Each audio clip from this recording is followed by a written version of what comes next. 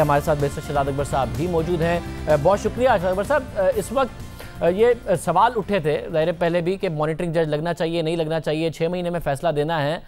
अब जो एफिडेविट है उसमें आपने ज़ाहिर उस एफिडेविट को लेके आपने नून लीग पर तो सवालात उठा दिए, शरीफ खानदान पर, बट आपको नहीं लगता कि बहुत सारे सवालात उठते हैं कि मॉनिटरिंग जज तो लगे इसलिए थे कि इस केस में ट्रायल में कोई इन्फ्लुएंस ना हो, मगर वो जज साहब कह रहे हैं मुझे बार बार डराया भी गया, मुझे बार बार रिश्वत भी दी गई, ट्रायल के दौरान भी ट्रायल के बाद भी, तो फिर मगर उन्होंने ना किसी को बताया ना कोई मामला हुआ है, तो पूरे के पूरे प्रोसेस पर नहीं सवाल उठ गए? जी बिल्कुल शाहजेब, मैं आपसे 100% एग्री करता हूँ। जो जज साहब हैं अकाउंटेबिलिटी कोर्ट के, उनका कंडक्ट पे बहुत बड़ा सवालिया निशान है, लेकिन इसके साथ साथ अगर इन्हीं के एफिडेविट की बेस के ऊपर हम कहते हैं इनका कंडक्ट सवालिया निशान है, तो उस एफिडेविट में जो बाकी लोगों का जिक्र है वो भी एक सवालिया निशान है।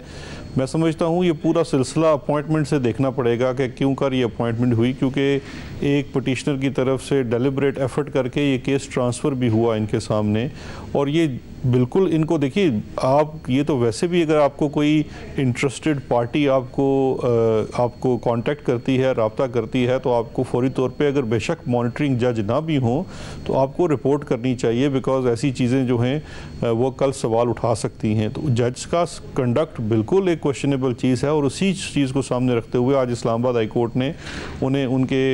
ज़िम्मेदारियों से सबकदोश किया है। लेकिन इसके साथ साथ जो बाकी इस केस के अंदर पूरी एक दास्तान बयान की गई है, वो भी एक बहुत बड़ी शॉकिंग चीज़ है और एक सवालिया निशान है। क्योंकि अगर देखिए इनका जो इस एफिडेविट के अंदर चीज़ें बयान की हुई हैं उनको सामने रखा जाए, तो ये तो पूरा ही एक समझिए कि रिश्वत, धमकियाँ और ब्लैकमेलिंग का एक पूरा सिलसिला सामने आता है। तो वो चीज़ भी, दोनों चीज़ों का मैं समझता हूँ जायज़ा लेना बहुत ज़रूरी है, ये देखने के लिए कि इस केस में किस तरह से।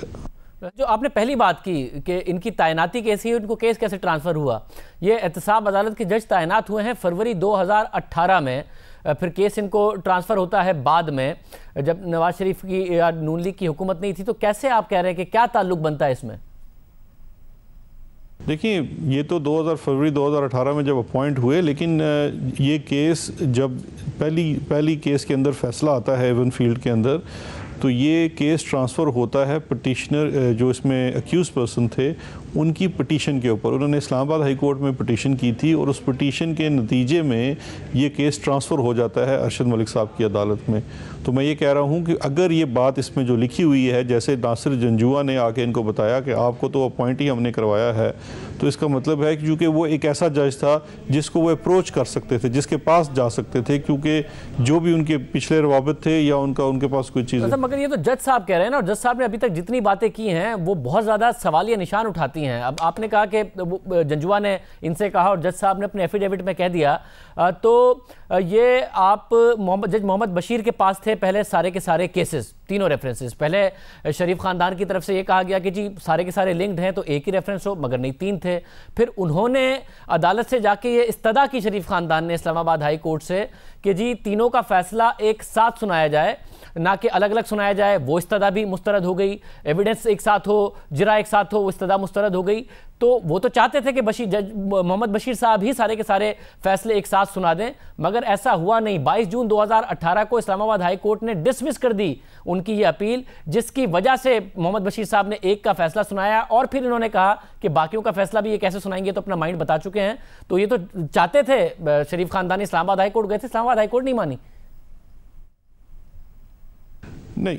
देखें ये नहीं था, ये इस तरह से नहीं है। वो ये चाहते थे कि पहले आप तमाम केसेस को सुने ताकि केस देर तक चलते रहें। तो केस तो जो केस अगर जिसकी कार्रवाई कंप्लीट हो जाती है उसमें वो फैसला करें, और दूसरा ये था कि तमाम के फैसले एक साथ दें। वो भी एक डिलेइंग टैक्टिक था कि इसको डिले किया जाए। लेकिन जब वो देखा कि एक केस को सुन के, और उसमें जारी बात है वो अपील में गए, उनकी बात नहीं सुनी गई और कहा गया कि तीनों केसेस आपस से मुख्तलिफ हैं, इसलिए तीनों का फैसला अलग से दिया जा सकता है और उनको कंक्लूड भी अलग से किया जा सकता है। तो उसके ऊपर ये फिर जब वो उसका फैसला आ गया तो एक अपॉर्चुनिटी पैदा हो गई केस को ट्रांसफर कराने की, क्योंकि उससे पहले बशीर साहब के ऊपर 22 को लेकर या किसी और चीज को नहीं, शहजाद अकबर साहब अपॉर्चुनिटी तो बाद में पैदा हुई ना। फरवरी 2018 में अगर इन्होंने इस नियत के साथ जज अरशद मलिक को एहतसाब अदालत में लगवाया था कि इन्होंने बाद में शरीफ खानदान के केस सुनने हैं, तो शरीफ खानदान इस्लामाबाद हाई कोर्ट से ये इस्तदा क्यों कर रहा था कि मोहम्मद बशीर साहब ने जो तीनों रेफरेंसेज हैं और एक साहब का फैसला एक साथ सुनाए और ये जरा एक साथ हो जाए, ये क्यों कर रहा था?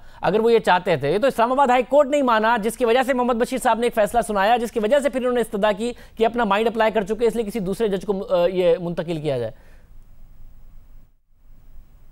नहीं, देखिए वो क्यों चाहते थे कि वो सारा एक्सरसाइज सुनाए, वो तो वो चीज़ बता सकते हैं, लेकिन मैं ये कह रहा हूँ कि जिस तरह से चीज़ें इवेंट्स हुए हैं उनको बयान कर रहा हूँ। और उन चीज़ों के इवेंट का ये बयान है कि जब एक केस में फ़ैसला आ गया तो उसके बाद इसको ट्रांसफ़र करने की जब दरख्वास्त गई तो वहाँ पर कोई तीसरा जज नहीं था, वो इवेंचुअली इनके सामने आना था। ये भी मुमकिन है कि ऐसा ना हो, लेकिन बात यह है कि ये जो एफिडेविट के अंदर चीज़ आई है कि वो नासिर भट्ट, सवाल ये भी पैदा होगा कि क्या वो नासिर जंजुआ साहब ने उनसे फरवरी के बाद उनके अपॉइंटमेंट के बाद मुलाकात की और ये बतलाया, तो ये दोनों चीज़ें वही चीज़ें जो सब्जेक्ट टू इन्वेस्टिगेशन है, तो उसको जब देखा जाएगा और इसमें अदलिया ही करेगी, बिकॉज अपॉइंटमेंट की जो बेसिक चीज़ होती है और उसकी उनकी रिट्रीवल भी होती है वो अदलिया ही करती है, तो उसके अंदर ये चीज़ भी ज़रूर देखी जानी चाहिए कि ये अपॉइंटमेंट से ये मनसूबा बनाया गया था या बाद में। क्योंकि देखिए एफिडेविट के अंदर ये है कि इनको जो ब्लैकमेल करना शुरू किया और जो कहना शुरू किया वो फरवरी 2019 से करना शुरू किया।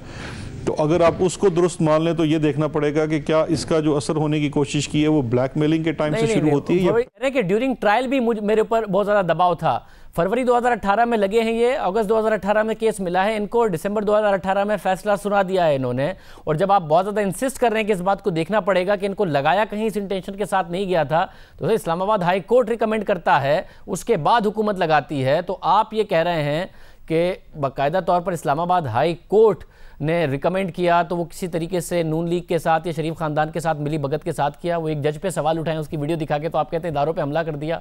आप पूरी की पूरी कोर्ट पे सवाल उठा रहे हैं।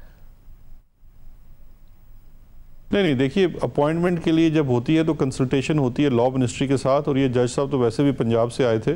तो वो मैं वही कह रहा हूँ ना कि आपको हम सवाल हाई कोर्ट पे नहीं उठा रहे या किसी एक मिनिस्ट्री के ऊपर नहीं उठा रहे, पूरे प्रोसेस के ऊपर उठा रहे हैं। क्योंकि इस बयान के मुताबिक एक शख्स जो पूरे इस एपिसोड में बड़ा अहम किरदार अदा कर रहा है, वो आके ये दावा करता है और ये बताता है कि जी आपकी अपॉइंटमेंट हमने करवाई है यहाँ पर। तो उस चीज़ को सामने रखते हुए क्या ये बेहतर नहीं है कि इस चीज़ को भी इन्वेस्टिगेट कर लिया जाए कि इस अपॉइंटमेंट में तो कहीं इस तरह का इन्फ्लुएंस इस्तेमाल नहीं किया? तो मैं बतौर वकील, क्योंकि ज़रा आप सीनियर एक बैरिस्टर है, मैं आपसे जानना चाहूँगा कि आपको जज साहब की बात में कितना वजन नज़र आता है। पहले तो उन्हें तैनात करा दिया गया और उनको बताया नहीं गया कि हम तुम्हें तैनात करा रहे हैं, फिर जब उनके पास केस आया तो फिर उन्हें बताया गया हमने तुम्हें तैनात कराया था, इसलिए ज़रा इस केस पर हल्का हाथ रखना। फिर उनको धमकियां भी दी जा रही हैं, वीडियो में वो जिक्र कर रहे हैं जो कि मरीम नवाज़ ने दिखाई कि मुझे किसी और ब्लैकमेल कर रहा था। एफिडेविट में वो कह रहे हैं कि मुझे तो शरीफ खानदान ही एक और वीडियो पर ब्लैकमेल कर रहा था, हर एक को वो अलग अलग वर्जन दे रहे हैं। फिर वो कह रहे हैं मुझे धमकियां मिल रही थी, फिर भी मैंने केस का फैसला उनके खिलाफ सुना दिया। धमकियां फिर भी मिल रही थी, केस का फैसला तो सुना दिया, मगर मजबूर हो गया जाती उम्रा में नवाज शरीफ से मिलने के लिए, फिर मजबूर हो गया मैं उम्रे पे जाके हुसैन नवाज से मिलने के लिए। और हुसैन नवाज को कैसे पता चल गया? लाखों लोग जाते हैं उम्रे पर, कौन से होटल में रुके, मस्जिद नबी से निकले तो भट्ट साहब उनका इंतजार कर रहे थे। ये सब आपको सेंस बना रही है ये सारी की सारी बातें जिस सीक्वेंस में ये बोल रहे हैं, इस एफिडेविट में आपको यकीन आ रहा है इन सारी बातों पर? ये देखिए हम हरगिज़ ना इनकी एफिडेविट की बातों को मान रहे हैं और ना ही हम ये मान रहे हैं जो वीडियो में दिखाया गया है। हम ये कहते हैं, हम पहले भी कहते थे कि वीडियो की भी पूरी तफ्तीश होनी चाहिए और जुडिशल फोरम से होनी चाहिए, और अब हम भी कहते हैं कि जो इसमें एफिडेविट आ गया है इसके अंदर जो चीज़ें हैं इसकी भी तफ्तीश होनी चाहिए। देखिए कोई भी जब स्टेटमेंट आती है, एविडेंस होती है, उसको एज इट इज़ कबूल नहीं कर लिया जाता, उसके साथ कोई corroborating एविडेंस ज़रूर देखा जाता है। तो अब सवाल ये पैदा होगा कि इनकी जो एफिडेविट है और वो जो वीडियो है, दोनों जो चीज़ें बतलाने की कोशिश कर रही हैं, असल हकीकत क्या है, और बाकी जो शवाहिद हैं जो कि इन्वेस्टिगेशन से मालूम हो सकते हैं वो किस स्टोरी या किस वर्जन को corroborate करते हैं। बिकॉज अगर जज साहब की स्टोरी जो है वो corroborate हो जाती है तो फिर इसमें से नए केसेस, क्रिमिनल चार्जेस भी जन्म ले सकते हैं, जैसा आज लॉ मिनिस्टर साहब ने भी हमारी प्रेस कॉन्फ्रेंस में फरमाया। Section 31A national accountability ordinance का वो इस चीज़ के ऊपर स्पेशल बात करता है, और जो लोग मुलव्वस हो सकते हैं वीडियो बनाने में, ब्लैकमेल करने में और बाद में इसको इस्तेमाल करने में उनके ऊपर वो 31A का इतलाक हो सकता है। और अगर ये सारा कंडक्ट जज के ऊपर चला जाए और जिस तरह से दूसरी पार्टी कह रही है उनका मंजर मान लिया जाए तो फिर ये केस के ऊपर सवालिया निशान हो सकता है। तो इसलिए पूरे मामले की तफ्तीश जुडिशल फोरम के ऊपर होना और इसका क्या असर हुआ ये होगा। और ये दो हिस्सों में हो सकता है। एक तो वो जो इन्होंने इस्लामाबाद हाई कोर्ट ने आज इस चीज़ को इसकी क्रिमिनल अपील के साथ अपेंड कर दिया इनके एफिडेविट को, और अब जब वो अपील सुनी जाती है उस अपील में ये वीडियोस भी आई एम श्योर जो अक्यूज्ड हैं इसके अंदर कॉन्विक्ट हैं वो इस वीडियो को भी शायद सामने लेके आएंगे और कोर्ट के सामने भी शायद ले आएँ।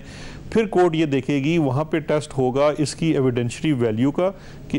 इन तमाम चीज़ों का एज अ सबूत क्या किरदार है, इसकी ये कितनी सच्चाई इसके अंदर है, इसमें कोई प्रोब किया जाना है। और फिर सबसे बड़ी बात ये कि इस तमाम चीज़ ने फैसले के ऊपर कैसे असरअंदाज हुआ है वो आपको लिखे हुए फैसले से मालूम होगा, क्योंकि फिर आप उसमें केस के मेरिट्स पे चले जाएंगे कि उसके अंदर जो एविडेंस रिकॉर्ड हुआ है वो एविडेंस किस नोयत का है, जज ने क्या किरदार अदा किया है। उसके बाद अगर ये नज़र आता है बायस है तो वो रिट्रायल भी कर सकते। आप बिल्कुल कानूनी बात अब कर रहे हैं कि कानून इस सारे मामलात में क्या कहता है। सब तो ज़ाहिर एक उनका रिटन स्टेटमेंट है एफिडेविट जिसमें वो कह रहे हैं कि उन्हें नासिर बट ने बाकायदा तौर पर एक वीडियो के हवाले से और जंजुआ ने ब्लैकमेल किया, और उनकी एक पुरानी वीडियो थी जिसके हवाले से जिसमें वो एक क्वेश्चनेबल वीडियो थी और ब्लैकमेल किया गया। अब ये लिखे हुए वर्ड हैं। अब दूसरी तरफ एक वीडियो है जो मरियम नवाज ने रिलीज की जिसको हमने बड़ा करीब से मुशाहिदा किया, तो जब खुद जज साहब बता रहे हैं कि मेरी एक पुरानी वीडियो थी और मुझे ब्लैकमेल किया गया, तो उसमें नासिर बट बहुत हैरत का इजहार कर रहे हैं। अच्छा आपकी वीडियो थी तो उनके हाथ कैसे लग गई?